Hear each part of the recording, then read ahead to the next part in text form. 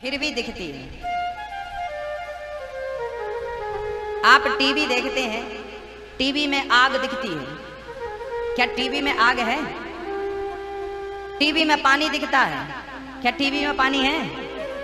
जो दिख रहा है वो है ही नहीं, और जो है वो देखेगा ही नहीं। यही माया है। भगवान का भजन ही आपको माया से मुक्त कर सकता है। एक मछुआरे ने जाल डाला,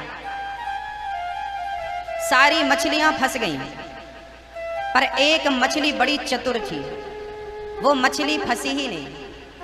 कौन सी मछली थी? कैसे बच गई वो? क्योंकि मछुआरा जो था वो जाल दूर डाल रहा था। ऐसे जो मछली दूर थी वो तो फंस गई, पर एक चतुर मछली मछुआरे के पास थी, उसके पांव चरण के पास घूमती थी वहीं वहीं। तो मछुआरा जाल दूर डालता था, अपने पांव पर थोड़ी जाल डालेगा। तो जो दूर थी वो फंस गई, जो चरणों में थी वो बच गई। भगवान जगन्नाथ से जो दूर होते हैं वही माया के जाल में फंसते हैं, जो उनके चरणों में होते हैं वो कभी माया के जाल में नहीं फंसते। इसलिए अपने आप को भगवान के चरणों में ही रखिए। प्रभु मैं कहाँ हूँ? आपके चरणों में हूँ। और सदा कहते रहिए, हे प्रभु मैं आपको कभी भूलूं नहीं। हे प्रभु बोलो, हे प्रभु बोलो, हे प्रभु मैं आपको कभी भूलूं नहीं। हे प्रभु मैं आपको कभी भूलूं नहीं, कभी ना भूलूं प्रभु। हे दीनानाथ सदा आपको याद रखूं, सदा आपका चिंतन करता रहूं, कभी आपको भूलूं नहीं। जगन्नाथपुरी से हम चले जाएं फिर भी जगन्नाथ को हम भूलें नहीं। हे प्रभु ऐसी कृपा करना कि मैं आपको कभी भूलूं नहीं। मेरा तन कहीं भी चला जाए पर मेरा मन तो जगन्नाथ के चरणों में ही होना चाहिए। तन से मैं कहीं भी रहूं, कुछ भी करूं, पर मन मेरा रहे जगन्नाथ के चरणों में। हे प्रभु मैं आपको कभी भूलूं नहीं। यही प्रार्थना करना चाहिए भगवान से। सदा आपको याद करता रहूं, सदा आपका स्मरण करता रहूं, सदा आपका चिंतन करता रहूं। भगवान श्री कृष्ण का उत्सव मनाया जाने लगा। सारे ब्रज में आनंद। यशोदा बुढ़ापे में रबड़ी सी रात में तैने लड़ुआ सुलाला जायो है। बधाई हो, बधाई हो, बधाई हो। सारी गोपियां सारे ग्वालवाल जय जयकार करने लगे। छोटे से कन्हैया कितने सुंदर हैं भगवान। अच्छा भगवान कितने सुंदर हैं आपने भगवान को कभी देखा कि नहीं? आपने भगवान को कभी देखा कि नहीं? देखा?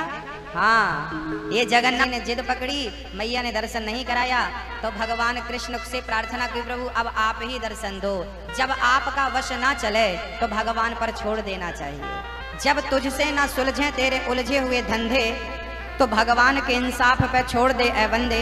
वही तेरी मुश्किल आसान करेगा, जो तू ना कर सका वो भगवान करेगा। शंकर जी ने प्रार्थना करी तो कन्हैया रोने लगे। रोते हुए भगवान को देखकर मैया दौड़ पड़ी, काहे गो नजर उतारवे लगी, दूध पिलावे लगी, पर भगवान ना दूध पिए ना तो चुप ही भई। शंकर जी ने आवाज लगाई, मैया तेरे छोरा को भूत लग गए।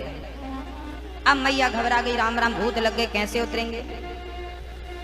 शंकर जी बोले, मैया मैं आके भूत उतारूं? अच्छा बाबा आपसे भूत उतारनो आए?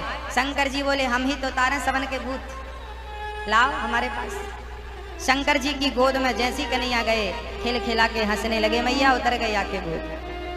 शंकर जी बोले, प्रभु जब आप राम बनकर आए तब मैं हनुमान बनकर आपकी सेवा में लगा रहा, अब मैं कैसे आपकी सेवा में रहूं? तब भगवान बोले, आप बंसी बन जाओ। तब शंकर जी ने बांसुरी का अवतार धारण कर लिया।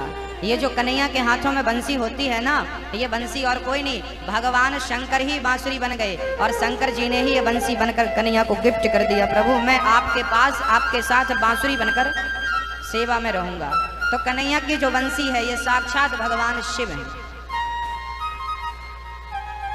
अब भगवान चले गए। भगवान का उत्सव होते होते 6 दिन बीत गए। आज नंद बाबा को याद आया कि हमें कंस का कर चुकाने जाना है। तो नंद बाबा छकड़ों में दूध, दही, मक्खन, शक्कर, घी, मिश्री रख करके चल पड़े। नंद बाबा मथुरा के राजा कंस को कर चुकाने गए। अभी नंद बाबा मथुरा गए कि कंस ने एक राक्षसी को भेज दिया कृष्ण को मारने के लिए। नाम था पूतना। पूतना मौसी आ गई। पूतना लोक बालकने राक्षसी रुधिरासना जिघांसयापहरये स्तनं दत्वापसद्गतिम्। पूतना छोटे छोटे बच्चों को मारती थी। ये बकासुर की बहन थी। भगवान कृष्ण को मारने गई, सज धज कर गई। बड़ी कुरूपणी थी पूतना। बाल तो ऐसे थे चिड़ियों का घोंसला हो, दांत बड़े बड़े, बिल्कुल काली कोयले की तरह पूतना मौसी आज भगवान को मारने गई तो बड़ी सुंदर बन के गई, सज धज के गई। माया जानती थी ना, रूप बदल लिया और भगवान को मारने चल पड़ी। अपने स्तनों में जहर भर लिया, कृष्ण को पिलाकर मारने का विचार करके चल पड़ी।